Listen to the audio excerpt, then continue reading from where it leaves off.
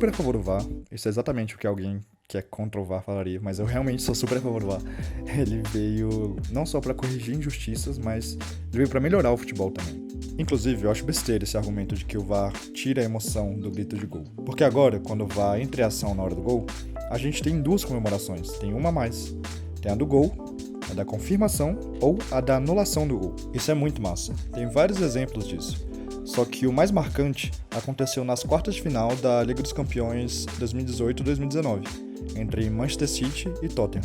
Aos 49 do segundo tempo, o City faria o seu quinto gol da partida, que seria da classificação, torcida em êxtase. Mas o VAR entrou em ação e assinalou o impedimento do Agüero, corretamente. Quando isso aconteceu, quem ficou em polvorosa foi a torcida dos Spurs. Principalmente para quem não tinha envolvimento afetivo ou passional por um dos times, foi bem divertido acompanhar aquilo. Eu adoro o VAR, mas para mim ele tem um problema sério, que é na hora do impedimento. Até 1991, a regra do impedimento dizia que se o atacante estivesse na mesma linha que o defensor na hora do passe, ele estaria impedido. Só que isso mudou em prol do jogo, para ter mais chance de gol. A partir desse ano, o jogador que estivesse na mesma linha que o defensor não estaria mais impedido. Só que a sensação que fica é que o VAR tá meio que acabando com a vantagem na mesma linha. Porque se a gente for parar pra pensar, é praticamente impossível ter um jogador em situação de exata mesma linha que o outro. Como o VAR consegue captar lances bem ajustados, que é um termo que os analistas de arbitragem gostam de usar, acaba identificando um impedimento de poucos centímetros de diferença, que até com a tecnologia fica difícil de ver. Foi o caso do impedimento do Gabigol no primeiro dos 2 gols dele anulados contra o Grêmio. Recentemente também teve o caso do gol do Wesley pelo Vasco no Brasileiro. Muito difícil cravar, mesmo com a ajuda da imagem. Também teve o gol anulado do Marquinhos Gabriel contra o River na Libertadores, que mesmo com a imagem, ainda resta dúvidas. Esse último caso talvez tenha sido mais claro, mas ainda assim gera debate. A impressão que fica é que, por conta do VAR, que tem a proposta de reduzir os erros a quase zero, eu sinto que o futebol acabou regredindo nesse aspecto específico, porque praticamente acabou com a regra da vantagem da mesma linha. Isso é bem complicado e eu não vejo uma solução fácil para esse problema. Para mim, se mesmo com o auxílio da imagem ainda causar dúvida, a recomendação deveria ser para validar o lance.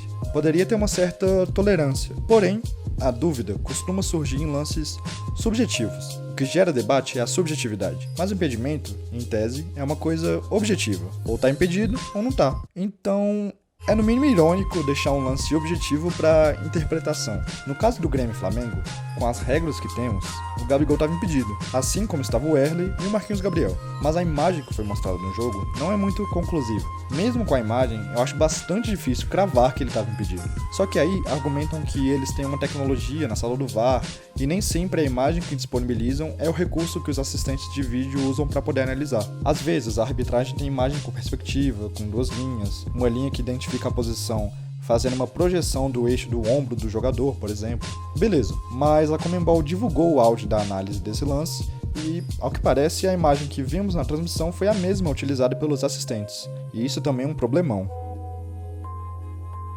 Top, uno uno, ahí. Está bien, parece estar adelantado. Dame un segundito. Okay. Dame la línea a mí. Mas vale pontuar também que a falta de transparência incomoda, porque nem sempre sabemos quais são os recursos usados pela sala do VAR. É uma atitude legal abrirem o jogo, mas também não acho que precisem ficar divulgando o áudio em toda decisão polêmica tomada. E isso é outra coisa legal do VAR, ele escancara ainda mais os erros dos juízes. Mas esse é assunto para outro vídeo. Mas voltando à questão da tolerância que sugeri, tem outro problema, que seria o limite da tolerância. Se colocarmos um limite de, 5 centímetros, ainda teria discussão para saber se estava 4,9 ou 5,1 centímetros à frente. Talvez a solução esteja em uma câmera 360, como existe na La Liga, mas aí esbarraria no preço do equipamento e, mesmo assim, teria lances quase milimétricos que ainda poderiam causar revolta. Acho que ter uma câmera como a da Champions League, por exemplo, alinhada especialmente para o VAR, já ajudaria bastante e não seria tão caro quanto implementar um 360 em vários estádios no Brasil. Outra coisa que quase não é falada é a espessura da linha na TV. Vi uma galera da torcida do Flamengo reclamando também que o pé do Gabigol estava em cima da linha e isso deixava mais difícil de enxergar ou analisar. Então tem essa questão também, a linha é invisível. Se na televisão é colocada como espessura X, essa grossura deveria existir para ajudar a analisar. Mas em lances de poucos centímetros como esse, pode acabar atrapalhando. Por isso que ter uma câmera 360 ajudaria a analisar o lance. Mas, de novo, não é uma solução barata e também não acho que seja a melhor saída. Vi muitos vídeos e prints na internet para analisar se estava impedido ou não. Mas a questão aqui não é essa. não é sobre esse lance especificamente, se o Gabigol estava à frente ou não estava. E sim sobre o quanto chega a ser exaustivo ter que discutir poucos centímetros de diferença. Isso é a mesma linha. Inclusive, o gol do Bruno Henrique contra a Chapecoense, dias depois, gerou uma discussão parecida. Teve gente na internet fazendo montagem para poder provar que estava ou não estava impedido. Para mim, também é a mesma linha, e a decisão do árbitro foi acertada. O Juca Kfouri sugeriu mudar a regra, permitindo um corpo na frente. Mas aí eu acho que o atacante já teria uma vantagem significativa. Talvez poderia mudar permitindo um meio corpo, mas nesse caso cairia na subjetividade e na medição quase milimétrica de novo. O torcedor que foi vítima ainda se sentiria prejudicado. Enfim, a solução me parece realmente distante, mas eu acho que tem que mudar, porque pra mim, nesse sentido, o VAR acaba com a vantagem da mesma linha. E o artifício que veio para fazer o futebol evoluir estaria o fazendo regredir mais de 30 anos. É isso. Queria saber o que vocês acham dessa discussão, se vocês concordam ou discordam que a regra de impedimento deve mudar.